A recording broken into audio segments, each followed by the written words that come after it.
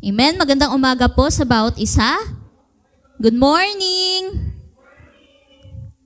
Parang matamlay tayo. Good morning. Yan. Dapat po tayo ay maligaya sa araw na ito dahil ito ang araw ng ating Panginoon para siya ay pasalamatan at maibigay lahat ng ating papuri sa Kanya. Amen. Tayo po ay tumayo.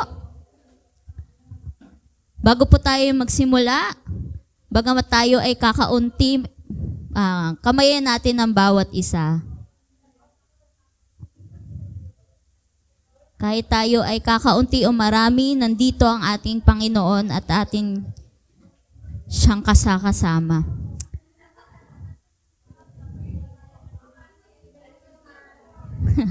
Merry Christmas! Christmas na, Christmas na.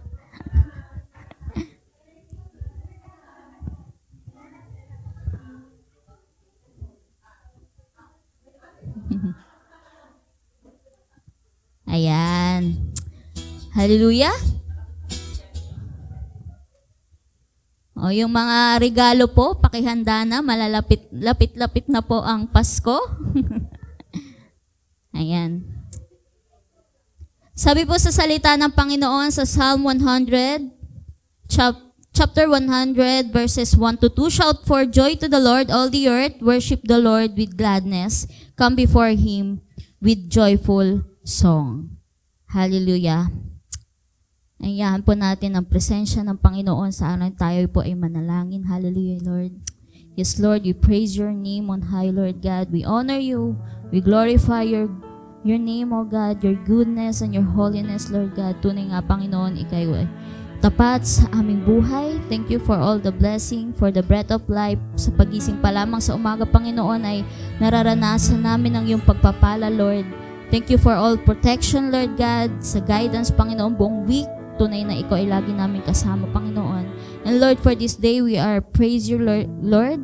At ibabalik namin lahat ng aming pasasalamat sa pamagitan ng aming pag-aawitan, Panginoon, sa iyo. As we gather, Lord, we invite your Holy Spirit and your presence, Panginoon, sa araw nito, Lord God, na kumilos sa bawat isa na ma-feel namin yung presence mo, Lord. Sa araw nito, Panginoon, lahat ng iyong gagamitin, Panginoon, mula sa praise and worship team hanggang sa pagbabahagi ng iyong salita, hanggang sa pagtatapos ng aming pananambahan, Panginoon, lead us, Panginoon. Ikaw ang mahihayag, mapapurihan at madakila at mapasalamatan. Lord, we pray sa lahat pa na parating pa lamang, ingatan gabayan mo sila, Panginoon, na hindi sila mapahamak, Panginoon, at lahat ng gawain ng kaaway, Panginoon, na makakahadlang sa kanila, Panginoon, na hindi magtatagumpay, Panginoon. Mananaig pa rin, Panginoon, yung desire namin na mapasalamatan, mapapurihan ka sa araw nito, Lord God. Tunay nga, ikaw ang magtagumpay sa aming buhay, Panginoon, na hanggang sa parating mo, Panginoon, ay still, Panginoon, kami ay nasa iyo, Panginoon, na makakasama ka namin sa iyong kaharian, Lord God. Gabayan mo kami sa araw-araw, Panginoon. Tunay nga kami ay nagpapasalamat sa iyo, Panginoon, dahil hindi mo kami iniiwan, Panginoon, sa oras ng kaligayahan, kahirapan at kalungkutan, Panginoon, ay lagi namin nararanasan yung comfort mo, Panginoon. Lagi namin nararanasan ang kapahingahan na nanggagaling lamang sa iyo, Panginoon. Kaya sa araw nito, Lord God, ibubuhos namin ang aming mga boses, Panginoon, ang aming mga sayaw, Panginoon, ang aming palakpak para sa iyo, dahil ito ay nararapat lang sa iyo, Panginoon, dahil ikaw ay dakila, tapat, at hindi nagbabago sa aming buhay. Ang lahat na ito, Panginoon, ibinabalik namin sa iyo na may papurit pa sa salamat sa tanging pangalan mo. In Jesus' name, Amen. Hallelujah. Sabi nga po sa Joshua 24:15, As for me and my house, we will serve the Lord. So this time po, give our praises, adoration to our loving Jesus Christ. Shout His name because He is good. Amen. Hallelujah. He is worthy to be praised. Hallelujah. Huwag po tayong mahiyang ipalakpak ang ating mga kamay para sa ating Panginoon. As for me and my house, let us serve the Lord. Yes, Jesus. As for me, God came and found me. As for me, gave me a family, and I never walked alone. In my life, I'm so blessed, and then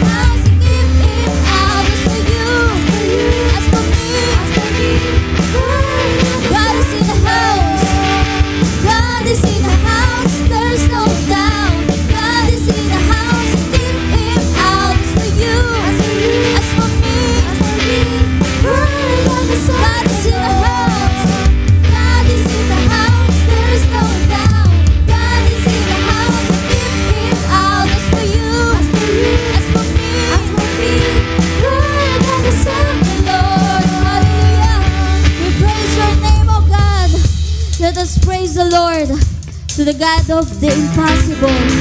Yes, Jesus. All things are possible to you, Lord. Hallelujah. Yeah, yeah. Yes, Jesus. Almighty God, my Redeemer, my hiding place, my safe refuge. No other name like Jesus. No power can stand against you. My feet are planted on this rock, and I will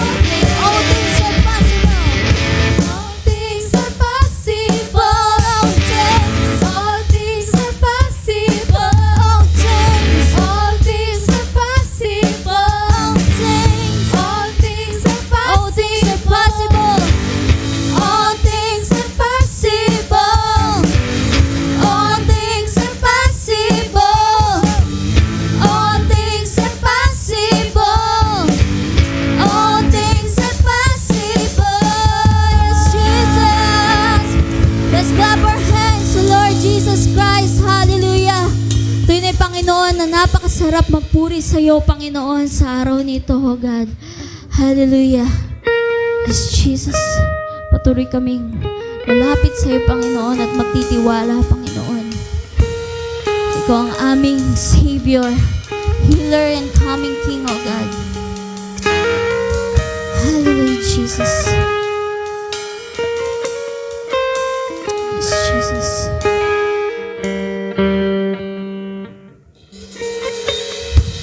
Savior of my soul, I can find in you through all my darkest moments. In you I find my peace, my comfort when I'm weak. I trust in you to storm and raging sea. Faithful, you're my God. You're the glory and the lifter of my head. Your light, it fills my days. It leads me in your ways. Forever I surrender all to you. And I need to worship you, Jesus. My Jesus, you're the only one for me. Nothing will ever take your place, my precious Savior. Who can stand between my Lord and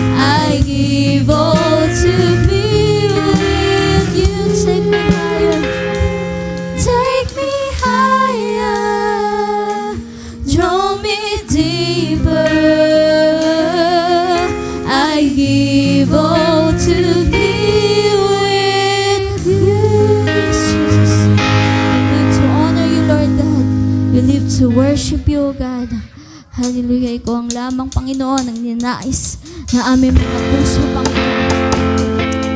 Hallelujah. Mananasan ng iyong presensya, Panginoon. Jesus. One thing I desire, one thing I see, to gaze upon your beauty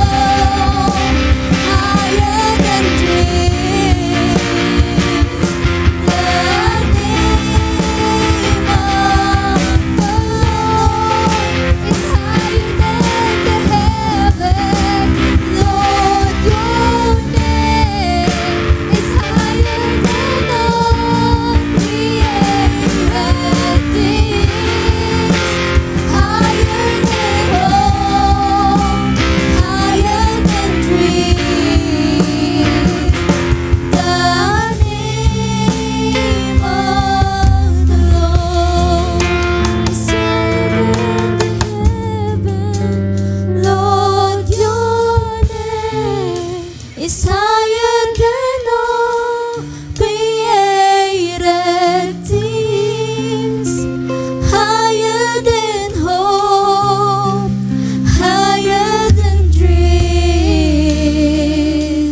the name of the Lord.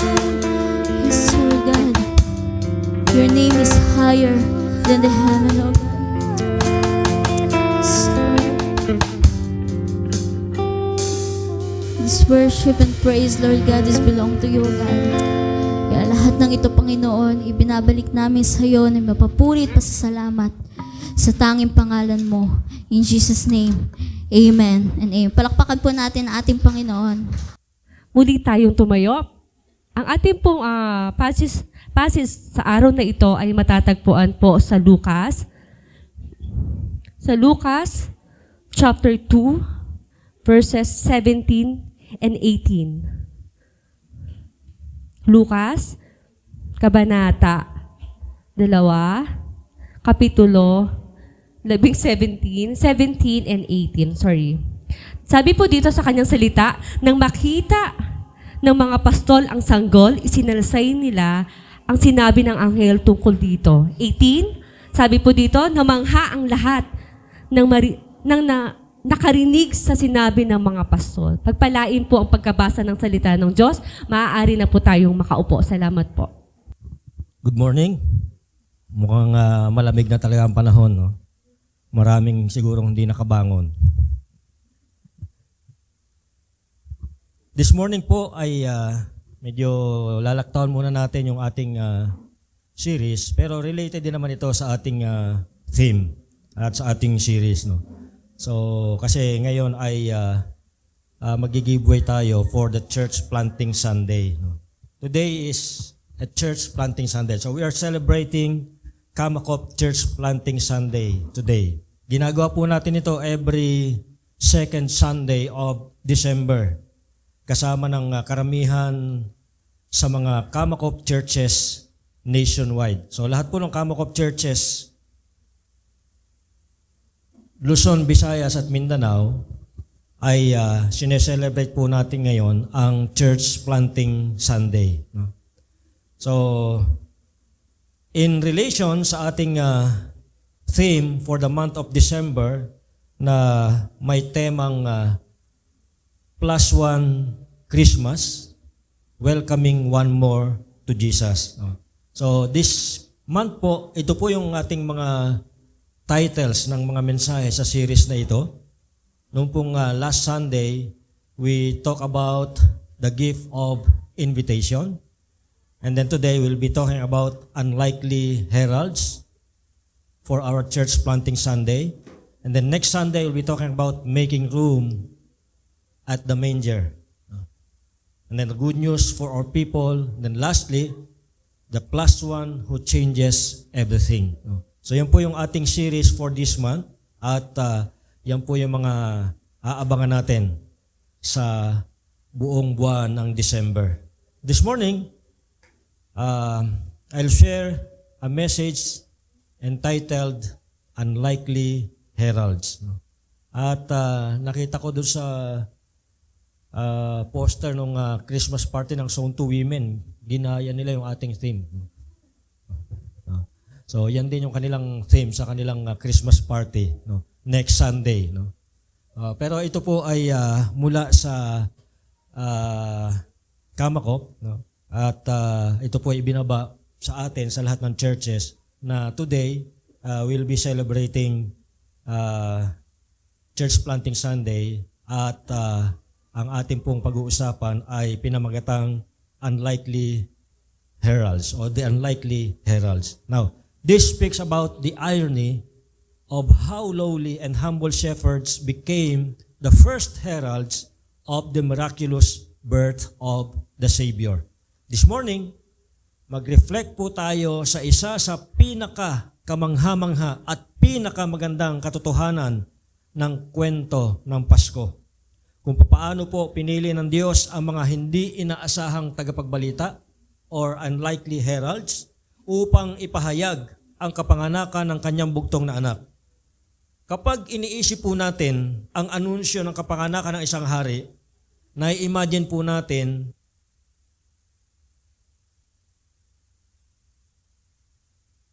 malawakang kasayahan sa buong kaharian.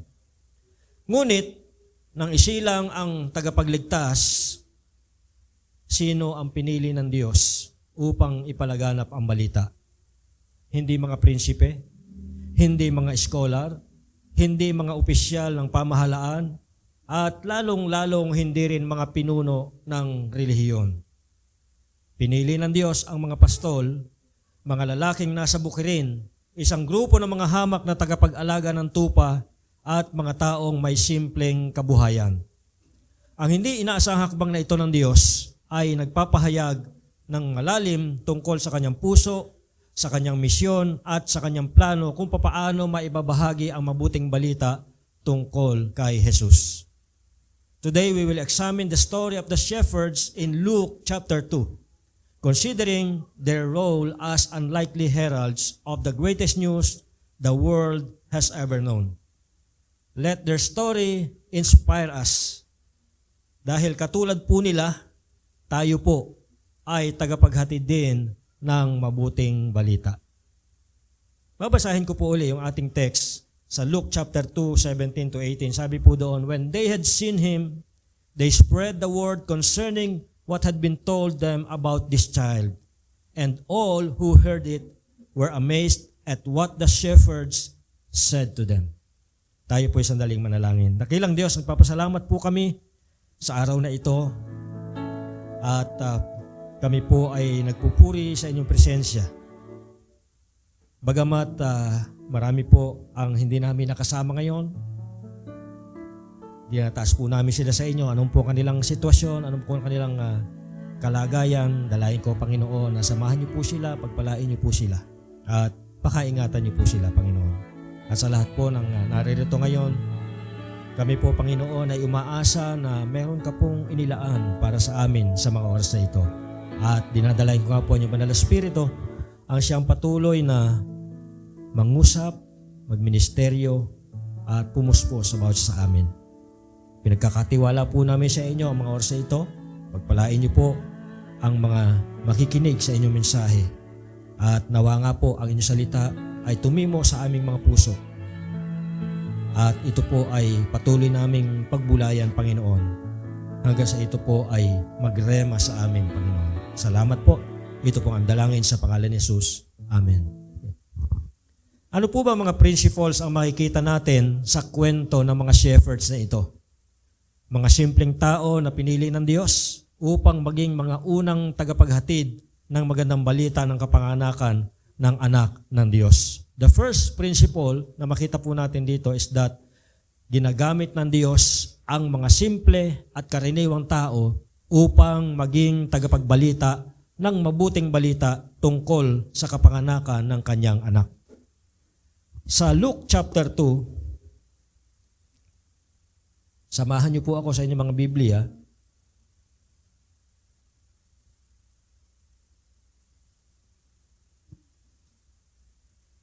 Luke chapter 2, sabi ron sa, tingnan natin sa verses 8 hanggang 12. Sabi po rito, sa lupaing ding yaon ay may mga pastol na nasa parang, nagpupuyat sa pagbabantay ng kanilang mga tupa.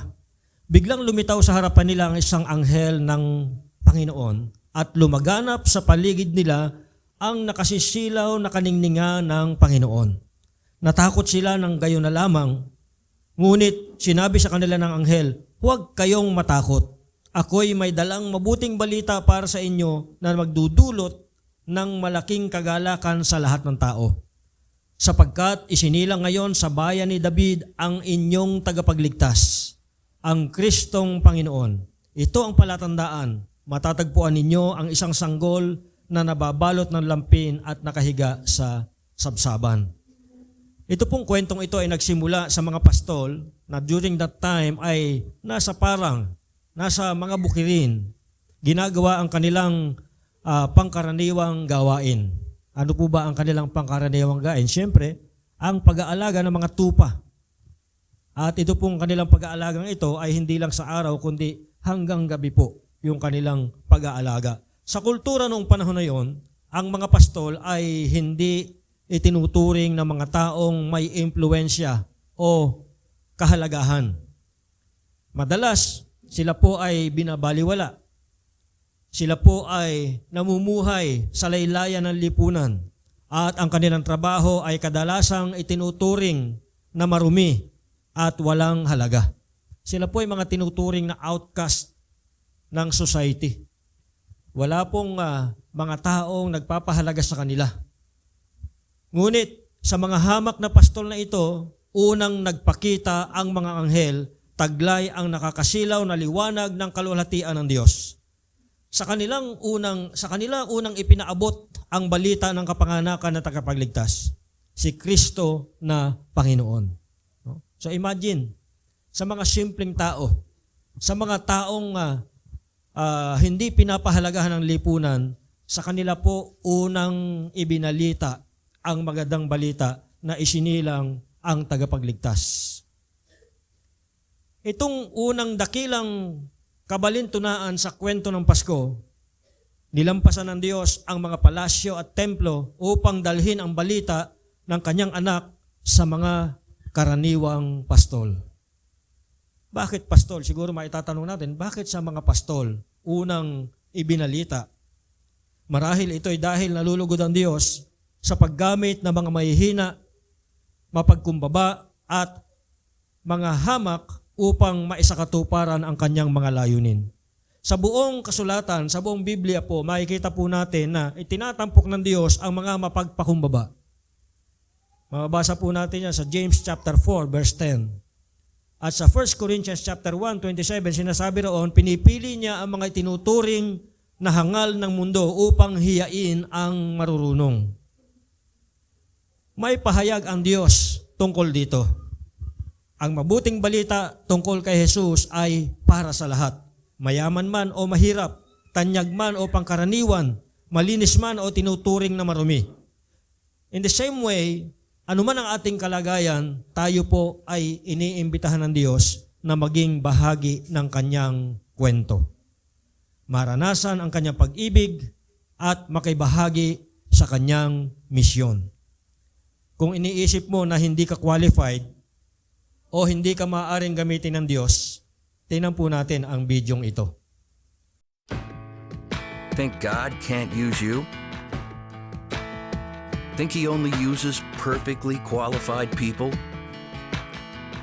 Take a closer look.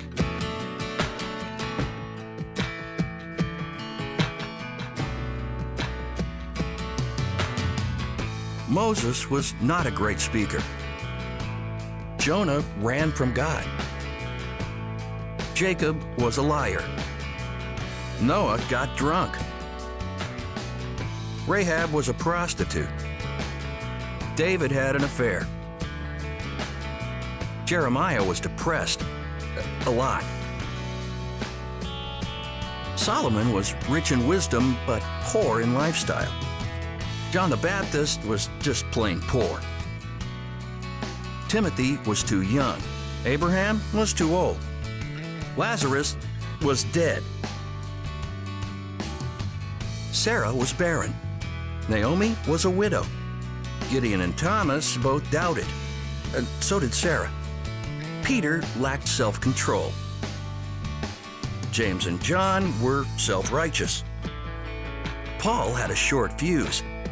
Well, so did Peter and Moses. Actually, lots of people did. God's army isn't perfect. It never has been. It's the march of the unqualified. Get in line.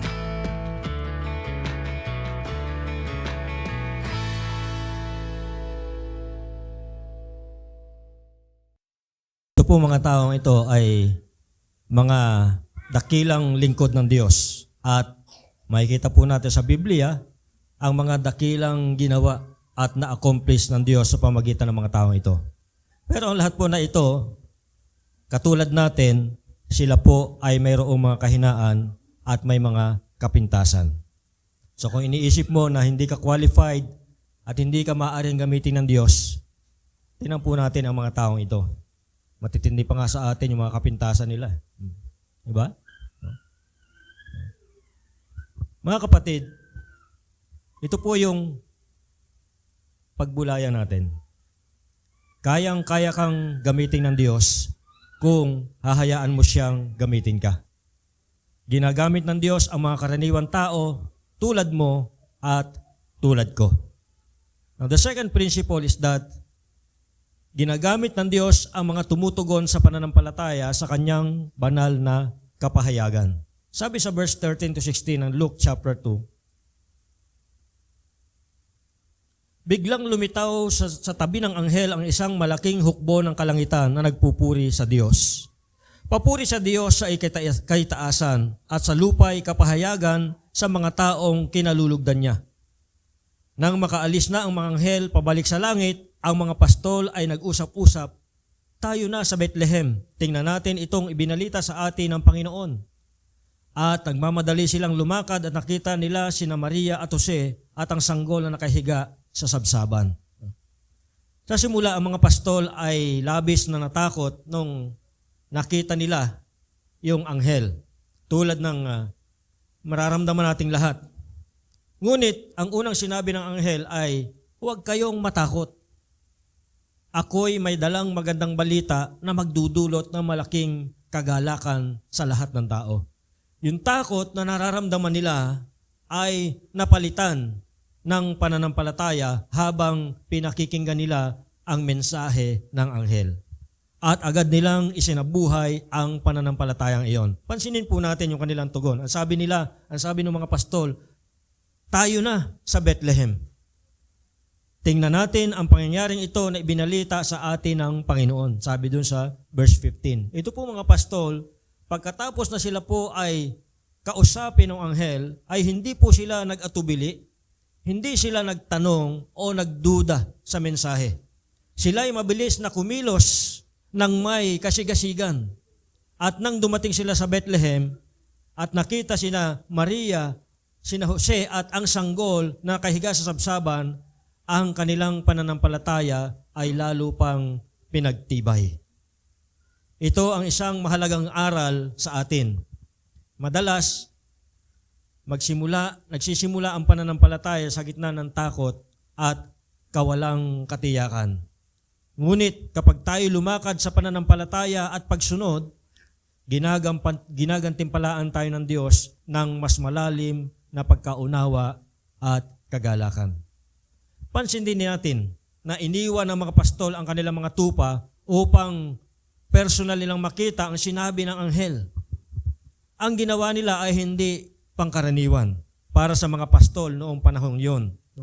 Napaka mapanganib ng kanilang ginawa na iniwan nila yung kanilang mga alagang tupa upang tingnan ng personal yung sinabi sa kanila ng anghel. Ang kanilang mga tupa ay kinakailangang bantayan sa lahat ng oras, lalo na sa gabi kung kailan aktibo yung mga umaatake na mga wolves o mga lobo para atakihin at lapain ang mga tupa. Gayunpaman, dahil sa kanilang pananampalataya, iniwan ng mga pastol ang kanilang mga tupa ng gabing iyon upang masaksihan ang kapanganakan ng maluwalhating hari. Ang hari na balang araw tatawagin ang kanyang sarili na mabuting pastol.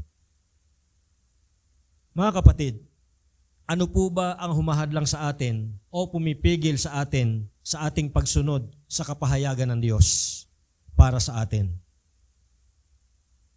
Tandaan po natin ito. Tayo po ay hinirang ng Diyos. Tayo po ay tinawag ng Diyos para maging mga tagapagbalita.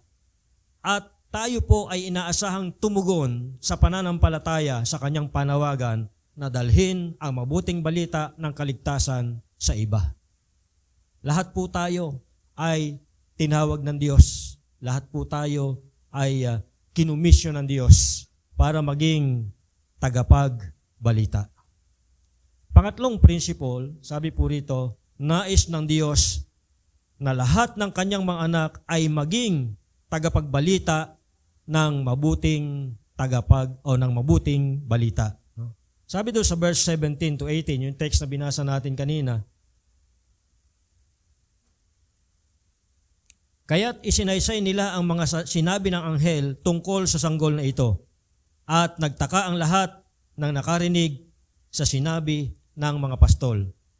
Ang pinaka-peak ng kwentong ito, yung pinaka-summit ng kwentong ito, ay hindi lamang ang pagkakita ng mga pastol sa sanggol na si Jesus.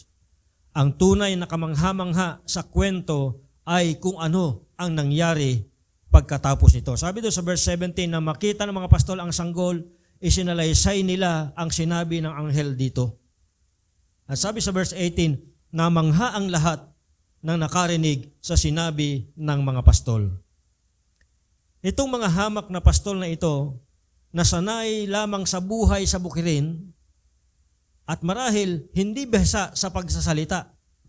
Katulad ng marami sa atin, katulad ng excuse ng marami sa atin na hindi naman ako bihasa sa pagsasalita, hindi naman ako aral, o hindi naman ako graduate ng Bible school. Itong mga pastol na ito, wala silang pinag-aralan. At lahat sila ay hindi bihasa sa pagsasalita, especially sa harap ng maraming tao. Ngunit, itong mga pastol na ito, ang naging kauna-unahang tagapagbalita ng mabuting balita. Sila po yung mga unang evangelist na ginamit ng Diyos para ipalaganap yung mabuting balita. Hindi nila ito isinikreto. Hindi nila inilihim yung kanilang mabuting balitang na tanggap sa kanilang sarili. Hindi nila ito sinarili. Ang ginawa po nila, lumabas sila at ipinamalita ito sa iba. Nung marinig nila yung magandang balita mula sa mga anghel, sila po'y hindi nagmukmuk sa isang sulok. Hindi po nila sinarili itong kanilang manarinig na mabuting balita. Sa halip, sila po'y lumabas at ipinamalita itong magandang balita. Ibinabahagi nila sa bawat makasalubong nila ang tungkol sa himala ng kapanganakan ng tagapagligtas. Muli, mga kapatid, makikita natin yung pattern ng Diyos sa paggamit ng mga hindi inaasahan upang maisakatuparan ang kanyang layunin. Sino ang mag-aakala na ang mga pastol na hindi karaniwang kinikilalang mahalaga para sa mga tao, para sa lipunan, wala silang kwenta, wala silang halaga. Sila po'y tinuturing ng mga outcast, hindi pinapansin, ang tingin ng mga tao sa kanila ay mabababang uri ng mga tao. Ngunit sila po yung ginamit ng Diyos na unang magpahayag tungkol kay Jesus. Hindi po mga tanyag na tao, hindi mga hari, hindi mga prinsipe, hindi matataas na tao ang ginamit ng Diyos, kundi mga hamak na pastol. Sila ang pinili ng Diyos para sa gawain. At sila po ay naging tapat at sumunod sila sa Diyos at ginanap ang kanilang tungkulin. Mga kapatid, ito rin ang panawagan ng Diyos sa ating lahat. Ito ang pagkatawag ng Diyos sa ating lahat. Tayong lahat ay mga hindi inaasahang tagapagbalita. We are all unlikely heralds. Wala namang sikat dito sa atin. Wala namang mataas na tao dito sa atin. May matangkad. Pero lahat naman tayo ay pangkaraniwang tao lang. Katulad ng mga pastol na ito, wala naman dito sa atin na kapag nakita ng mga girls ay tinitilian, mga pay-ipis, tinitilian, kinikilig pa pagka dumapo. No? So wala namang ganun sa atin dito. Lahat naman tayo, katulad ng mga pastol na ito, ay mga pangkaraniwang tao. At katulad ng mga pastol na ito po ang panawagan ng Diyos sa atin. Tayong lahat ay mga hindi inaasahang tagapagbalita. Hindi natin kailangang maging isang pastor o theologian o Bible school graduate upang maibahagi ang mabuting balita. Ang ginawa ng mga pastol ay simpleng pagbabahagi ng kanilang naranasan. The power of personal testimony. Personal testimony lang po. Hindi naman sila, pagkatapos nung pag-alis ng mga anghel, hindi naman sila nag-evangelism training. Binahagi lang nila kung ano yung kanilang naranasan. The power of personal testimony. In the same way, tayo po ay tinatawag na ibahagi ang ating personal na karanasan kay Jesus. Maaaring simple lang yung ating testimony, ngunit kayang-kayang gamitin ito ng Diyos upang maantig ang puso ng iba. Marahil, karamihan sa atin ay yung ating personal testimony ay simple lang nung tayo nakakilala sa Panginoon. Hindi naman dramatic yung ating pagkakilala sa Panginoon.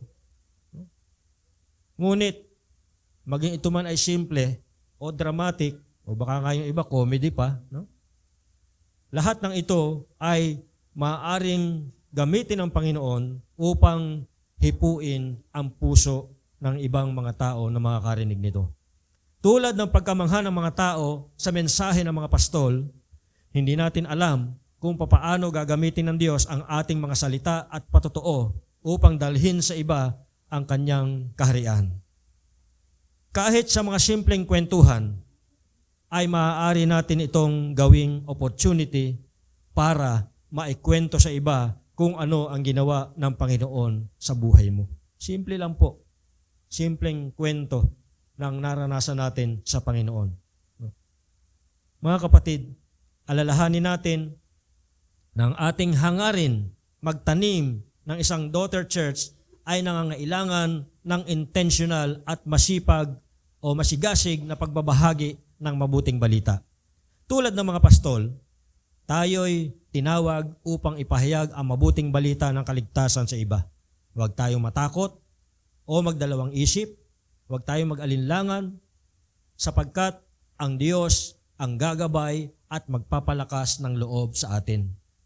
Again, nasabi po ni Dr. Wilbright patungkol po sa success in witnessing. Sabi niya, success in witnessing is simply sharing Christ in the power of the Holy Spirit and leaving the results to God.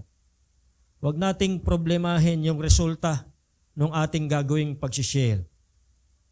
Problema po ng Diyos yun. Huwag nating problemahin yung hindi natin problema. Ang problemahin natin, yung pagsunod sa Diyos. Yung pagsunod sa Kanyang utos, sa Kanyang dakilang tagubilin. So again, huwag po tayong matakot o magdalawang isip sapagkat ang Diyos ay naririyan at gagabayan na tayo, siya yung magbibigay ng lakas loob sa atin sa panahon na kinakailangan natin ito. Kailangan lang nating mag-initiate, magbukas ng ating mga labi at ang Diyos na ang bahala sa magiging resulta nito.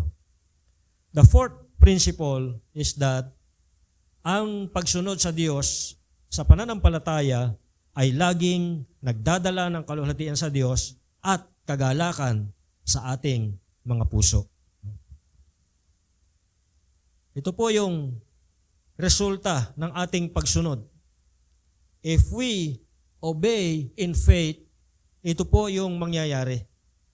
Sabi riyan, una, ito'y nagdadala ng kaluwalhatian sa Diyos. Naluluwalhati ang Diyos kapag tayo sumusunod sa Kanya sa pananampalataya at binabahagi natin ang mabuting balita. Ang sabi nga sa Bible, kung merong isang kaluluwa na maligtas, ang buong kalangitan ay nagdiriwang. Imagine, isang kaluluwa ang maligtas, ang buong hukbo ng mga anghel sa kalangitan, nagse-celebrate sila. Buong kalangitan nagdiriwang kapag merong isang kaluluwang naligtas. Ganyan po kahalaga ang isang kaluluwa sa Panginoon.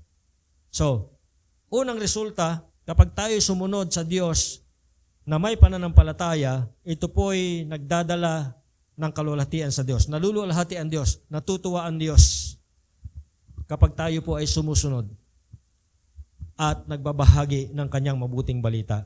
Pangalawa, na resulta nito, ito naman ay magdudulot din sa atin ng kagalakan sa ating mga puso. Kapag tayo po ay sumunod sa Diyos at nagbahagi ng mabuting balita, pagkatapos po nito, pagkatapos mo mag-share sa isang tao o sa dalawang tao, kahit sa isang tao lang, no? Pagkatapos nun, I tell you, matinding kagalakan sa ating puso yung ating mararamdaman. No? Matapos ibahagi ng mga pastol ang mabuting balita, sabi doon sa ating binasa, sila po ay nagbalik na sa kanilang mga bukirin. Ngunit, sila po ay hindi na katulad ng dati. Sila po ay lubos na nabago. Sabi doon sa verse 20, sila po ay bumalik na nagpupuri sa Diyos at nagpapahayag ng kanyang kadakilaan dahil sa lahat ng narinig nila at nakita, ayon sa sinabi sa kanila ng anghel. No? Yung kanilang encounter kay Jesus, ito po ay nagdulot ng kagalakan at pagsamba sa kanilang mga puso. Tandaan po natin ito. Kapag ibinabahagi natin ang mabuting balita tungkol kay Jesus, hindi lamang tayo ang nagdadala ng pag-asa sa iba. Tayo rin ay nakakaranas ng kagalakan at pagbabago sa ating sariling buhay, katulad ng mga pastol. Pagkatapos sila, sabi doon sa verse 30, sila po'y bumalik sa kanilang mga bukirin. Ngunit sa kanilang pagbabalik, iba na ang kanilang kalagayan. Dahil sa kanilang pagbabalik, sila po'y nagpupuri sa Diyos at nagpapahayag ng kanyang kadakilaan. Ini-imagine ko, bawat masalubong nitong mga pastol na ito, sinishare nila yung kanilang naranasan, yung kanilang narinig. So, kapag tayo po ay nagsishare ng mabuting balita tungkol kay Jesus, tayo po ay nakakaranas ng matinding kagalakan. Hindi lang po ito yung kagalakan na masaya ka, kundi ito po ay kagalakan na sa kalooban. Inner joy po yung ating pinag-uusapan dito. At ito po ay nagdudulot din ng pagbabago sa ating sariling buhay. Sa ating testimony, patungkol sa biyaya ng Diyos sa ating buhay, naaalala rin natin yung kanyang kabutihan at kapangyarihan na nagdudulot ng di masukat na kagalakan sa ating mga puso. Mga kapatid, ang kwento ng mga simple at karaniwang pastol ay nagpapaalala sa atin na madalas gamitin ng Diyos ang mga hindi inaasahan upang maisakatuparan ang kanyang layunin. Nalulugod siya sa paggamit ng mga mapagkumbaba at hamak upang ipahayag ang kanyang kalwalhatian. Tulad ng mga pastol na naging mga tagapagbalita ng mabuting balita, tinatawag din tayo ng Diyos na ibahagi ang balita ng kaligtasan sa lahat ng ating maaabot. Huwag nating hayaan ang anumang bagay na pumigil o magpatahimik sa atin. Ang mundo ay nangangailangan na marinig ang mensahe ng kaligtasan at tayo ang mga tagapagbalitang pinili ng Diyos upang ipahayag ito.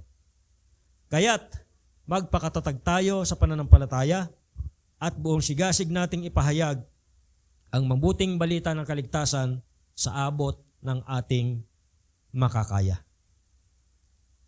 In this Church Planting Sunday, our denomination, Kamakop, is inviting us to join with the more than 3,500 Kamakop churches to do +1. At ito po ay nangangahulugan na ang bawat simbahan, itong 3,500 plus na ito, yung pong huling bilang ay 3,550. Ito po ay nangangahulugan na bawat isa sa 3,550 churches na ito, Luzon, Visayas, Mindanao, ay ini-encourage na mag-plant ng daughter church in the next 3 to 5 years. So kung halimbawa mag-start tayo ng bilang sa 2025, yung 5 years po ay hanggang 2030.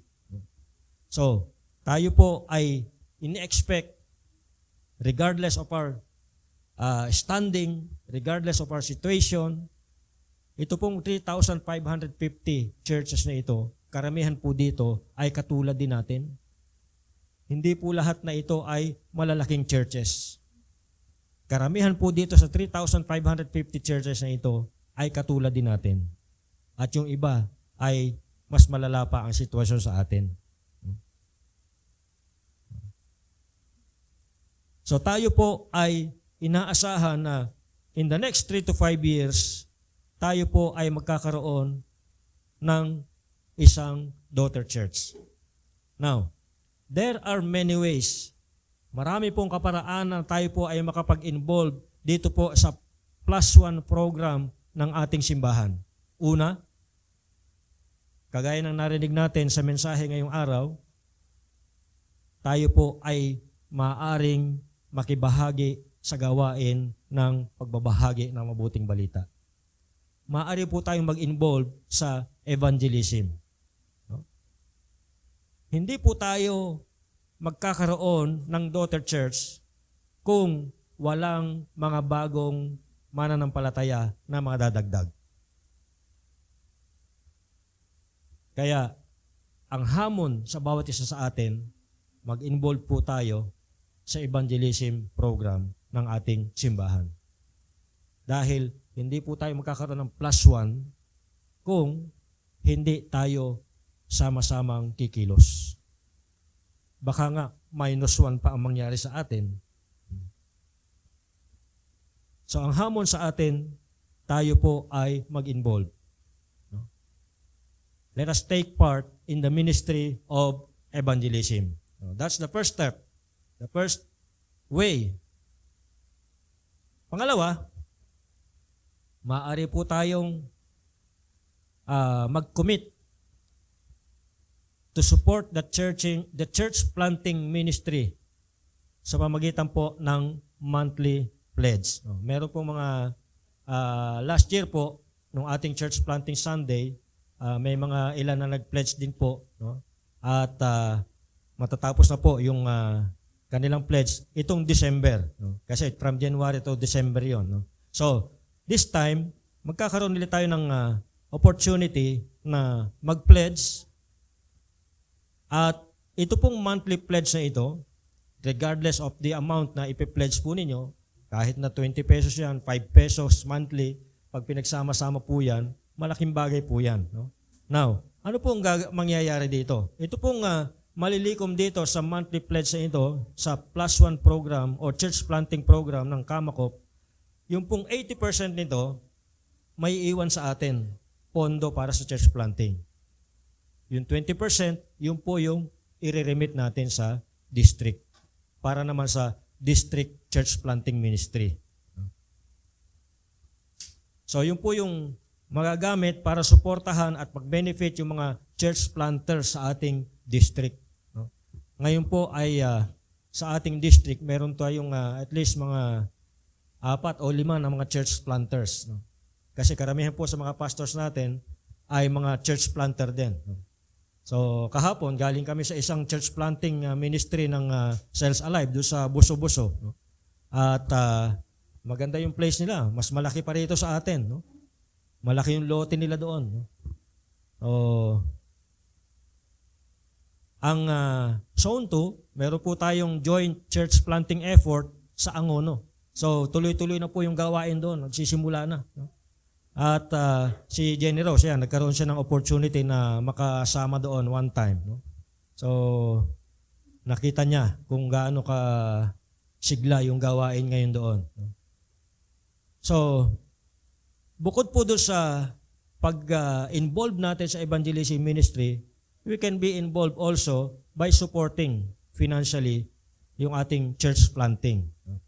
So, again, yung 80% po noon may iiwan dito sa church as pondo natin sa ating local church planting at yung 20% i-remit natin sa district. No? And then, mamaya, i-distribute po. 2 lang naman yung men dito ngayon. So, siguro utusan ko na lang si Rick para i-distribute yung yung pledge card. Yung pledge form. No? Yan. So, ito po yung nakikita nyo ba? Ito yung pledge form. Ang laki, no? Pero meron tayong print out diyan, mamaya i-distribute, no.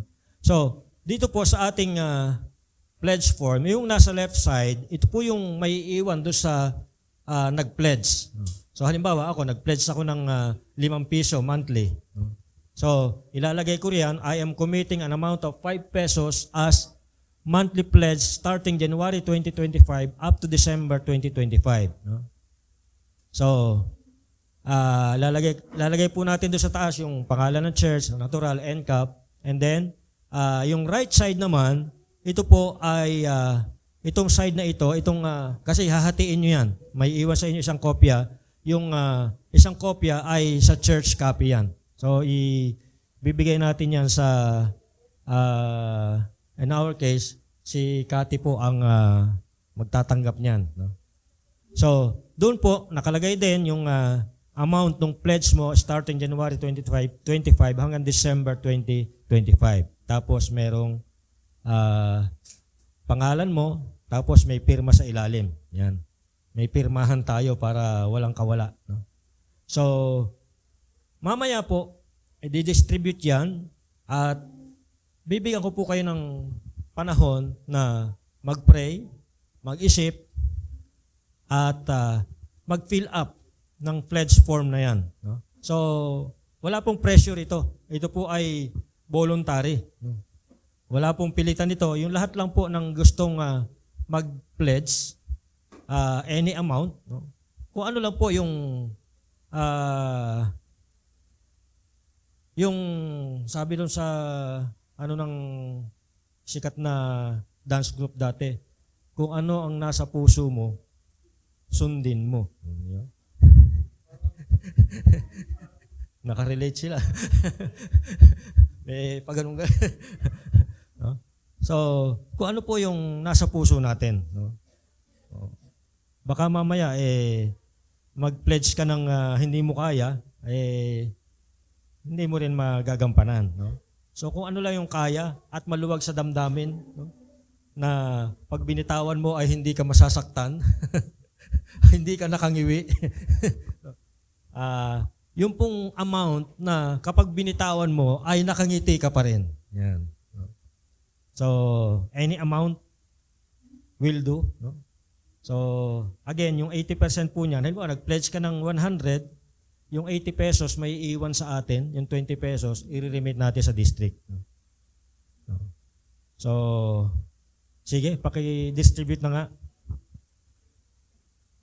Yan. So, hahatiin niyo po yan, may iiwan sa inyong copy, sa inyo po yung pledger's copy, at yung church copy, bibigay niyo po kay sa ating financial secretary, bookkeeper, treasurer, / pastor's wife, nasa kanya na. So, bibigyan ko po kayo ng time na mag-pray at mag-isip. Kung hindi pa kayo ready ngayon, pwede nyo pong iuwi yan sa bahay nyo. Pag-pray nyo muna. Pag-isipan nyo muna.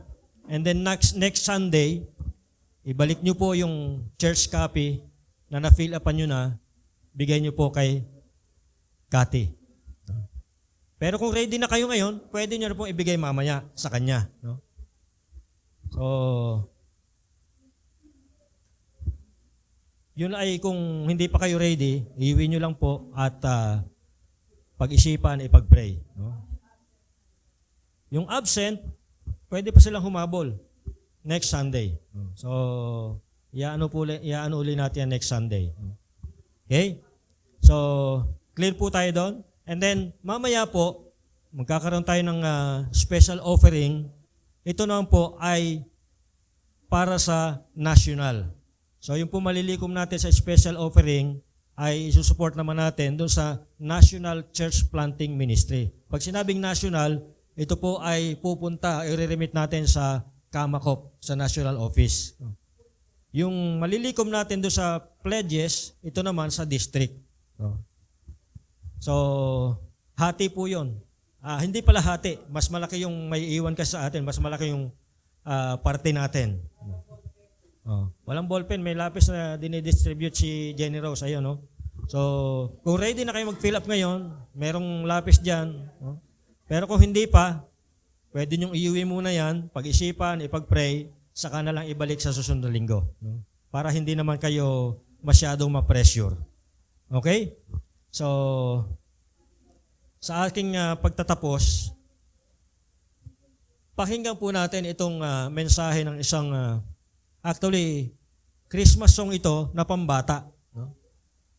So, pakinggan po natin, hindi po ako kakanta ngayon, para maiba naman. So, pakinggan natin itong kantang ito na pamaskong pangbata. At mag-meditate tayo sa mensahe nitong kantang ito.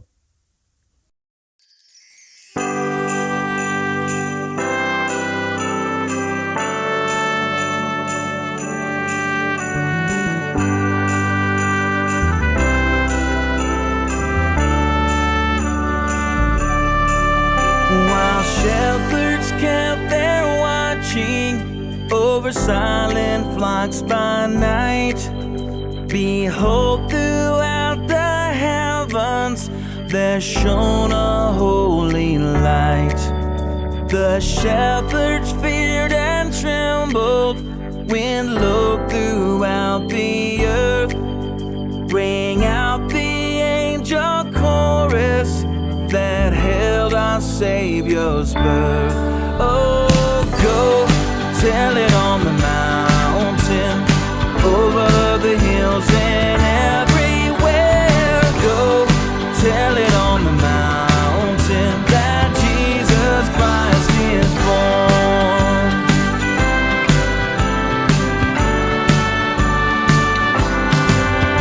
Down in a lonely manger, our humble Christ was born, and God sent us salvation that blessed Christmas morn. Oh, go tell it on the mountain, over the hills and everywhere. Go tell it on the mountain that Jesus Christ is born. Go tell it on the mountain, over the hills and everywhere. Go tell it on the mountain that Jesus Christ is born.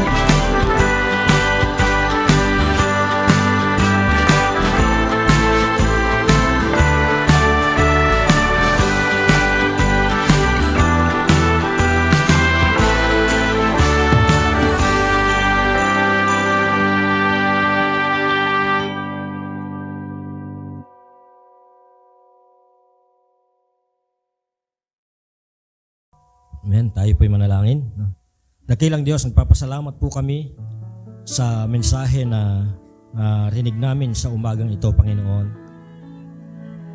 Kung papaano niyo po ginamit ang mga simpleng tao na katulad ng mga pastol, nawa nga po, Panginoon.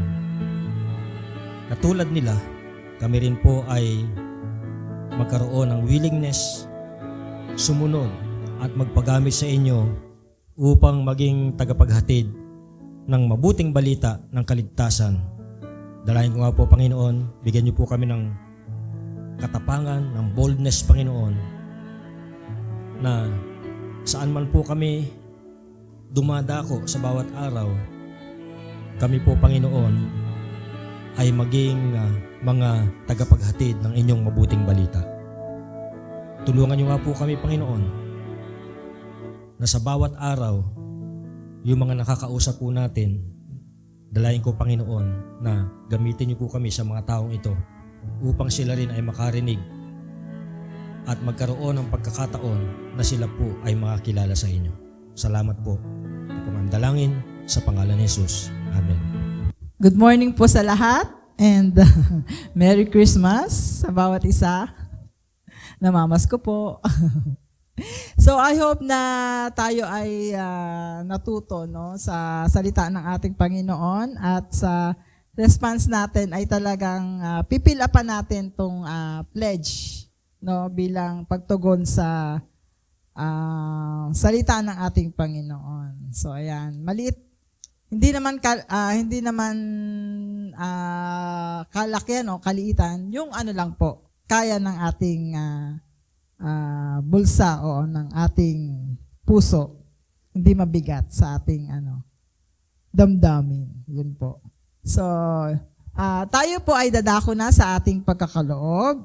Ang sabi po rito sa Deuteronomy 16:17, each of you must bring a gift in proportion to the way the Lord your God has blessed you. So, pinagpala ba tayo ng Panginoon? Okay, so pinagpala tayo ng Panginoon na nararapat lamang na ipagkaloob o ibigay natin yung ating pagsamba sa pamamagitan ng ating pagkakaloob o yung proportion na ibinigay sa atin ng Panginoon sa pamamagitan ng mga blessing na natanggap natin. Mostly, some of us, ngayong December, marami tayong natanggap na pagpapala. So, in this funds na gift natin sa Panginoon na naiisip natin, hindi lamang financial or financially, kundi maging sa ating mga buhay, ito yung ating regalong ipagkakaloob sa ating Panginoon. Ngayong December, most especially ngayong yung response natin sa ating message ng ating pastor, yung ating buhay na i-share natin sa iba, na magkaroon din sila ng buhay na walang hanggan. So, yun po. So, ngayon ay dadako na tayo sa ating pagbibigay. Inaanyayahan ko na po ang bawat isa na ipagkaloob sa ating Panginoon ang mga blessing na ating natanggap mula sa Kanya. The Lord is by giving. Amen. So we're going to sing a song about giving, and it's got some hand motions, and I want you to join with me, okay? Will you do that? Here we go. Watch me. Give, and it will come back to you. Good measure, pressed down, shaken together, and running over. Give, and it will come back to you. When you give to the Lord. Help me out now. Here we go.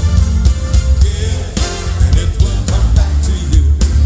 Good measure, pressed down, shaken together, and running over. Give, and it will come back to you. When you give to the Lord. Give it love. Tayo pong lahat ay magsitayo. And let's pray.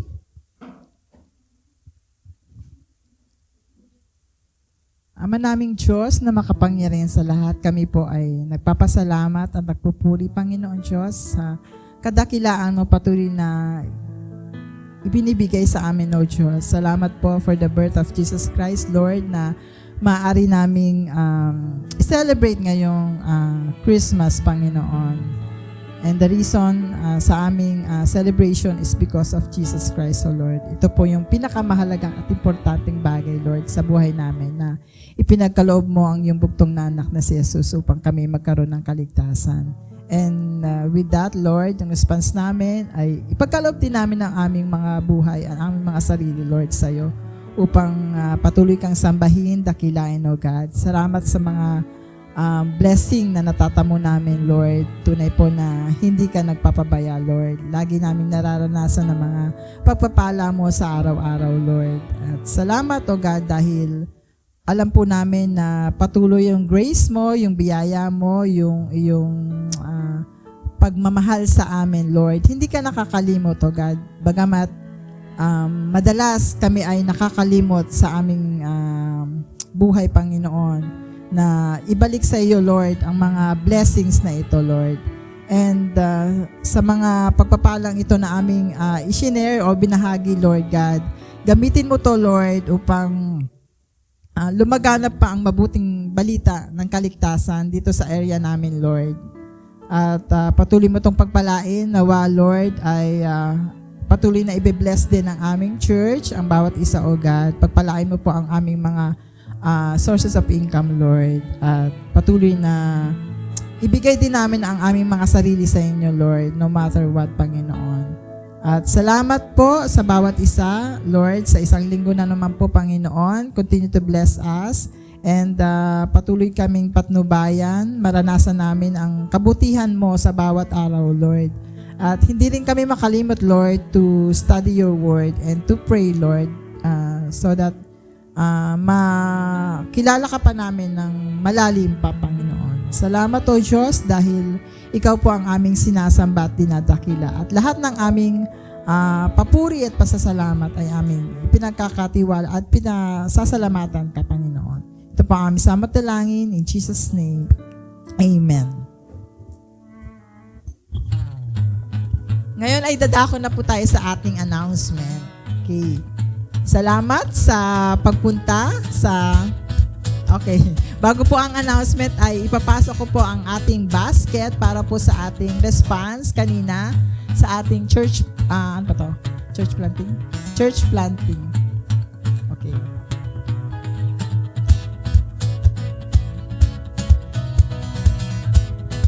Habang po umiikot ang basket, ay ako po ay mag-a-announce. Salamat sa ating mga brothers and sisters na ginamit ngayong araw na ito. Sa ating call to worship, si Vanessa Asas. Sa scripture reading naman, si Sister Leisure Galito. At sa call to offering, yours truly. Speaker natin si Pastor Rafi Malang today na nagbigay ng inspiring message. And thank you rin sa ating praise and worship team, sa ating song leader, si Vanessa Asas. Ang backup naman niya ay si Monica Fernandez at si Sister Leisure Galito. Sa musician naman natin, sa instrument, si Jermaine, Jasper, at si Monica. Monica pala ang nag-devotion. Napahalo dito. So, ang ating mga activities ngayong linggo sa prayer meeting, 8 p.m. every Wednesday. Youth Connect naman po, 5 p.m. at every Saturday. Children's Sunday School, mamaya po, 3 p.m. At ang ating sponsor ay si John Paul today. Salamat sa nag-sponsor last Sunday. Sino ba yung sponsor natin? Si John Paul nga. Okay. And then, sa last Sunday is si Asas Family. So, thank you very much, Sister Rose, at sa Asas Family. Don't watch. Wala kaming don't watch nung Sabado kasi umalis kami ni Sister Jenny. So, si Sister Rose nandito. Sorry, Sister Rose, hindi ka na-update. So, yun. Don't watch natin every 5 a.m. Tuwing Sabado po ito. Ang Zone 2 Women's ay magkakaroon ng fellowship. So, para ito sa mga ating mga kababaihan. So, malapit na ito. Next Sunday na to. So, ang team natin ay The Unlikely Heralds. Katulad kanina, yung ating team. Parehas. Pero ang speaker naman po natin dito ay si Reverend Christian Acebias, ang Zone 1 Coordinator. Zone 3 Coordinator. Date po natin and time, December 14, 9 a.m. Ang venue ay sa FCAC. Meron tayong registration fee na 50 pesos lang naman. So, yan, maganda na mga kababaihan sa Sabado. Saan tayo magkikita-kita, Ma'am Jenny? Sa 7-Eleven, anong oras? 8 o'clock. So, tayo ay magdadala ng food to share.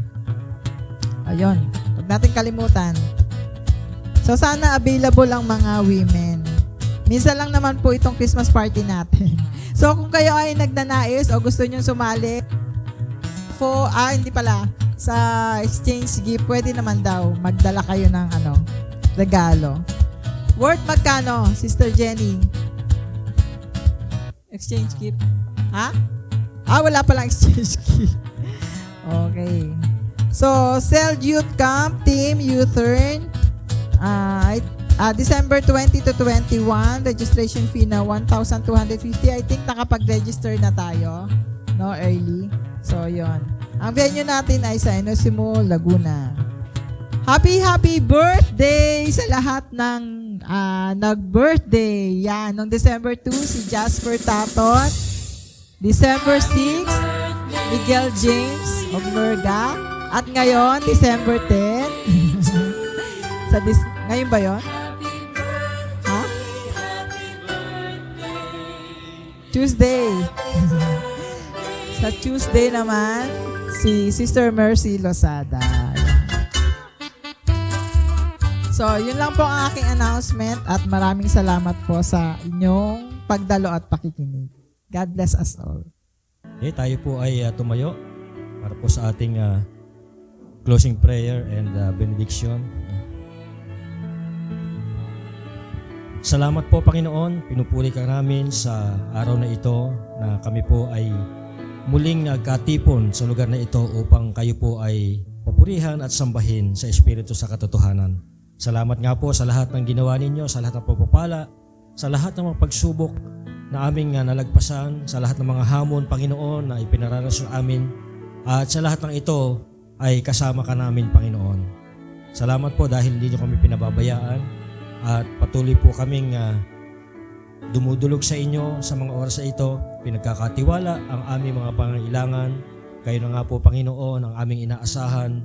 At nawa nga po, katagpuin nyo ang pangangailangan ng bawat isa. Maging ito man ay financial, spiritual, emotional, o anumang pangangailangang material, Panginoon. Dalayan ko na kami po ay inyong katagpuin at nawa nga po ay patuloy niyong iparanas ay inyong masaganang pagpapala sa bawat isa, Panginoon.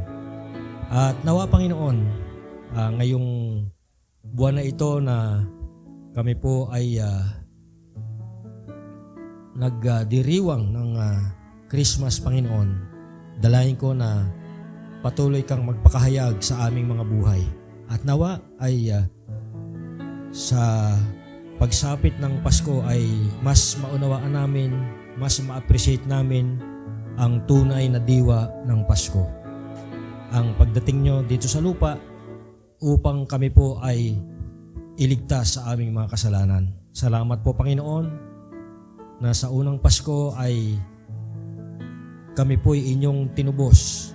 Kami po ay inyong binigyan ng pagkakataon sa pamamagitan ng inyong pagkakataon tao. Kami po ay nagkaroon ng pagkakataon na ma-reconcile sa Diyos Ama.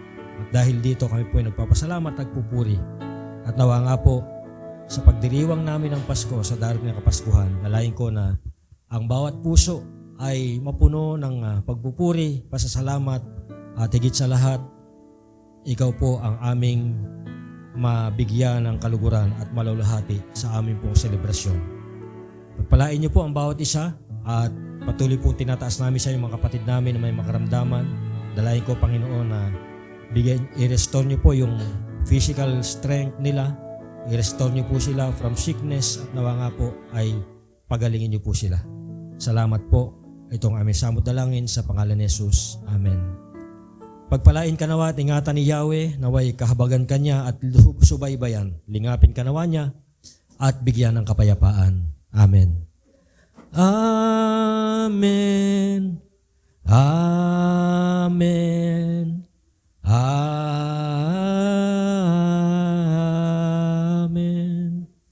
God bless you all.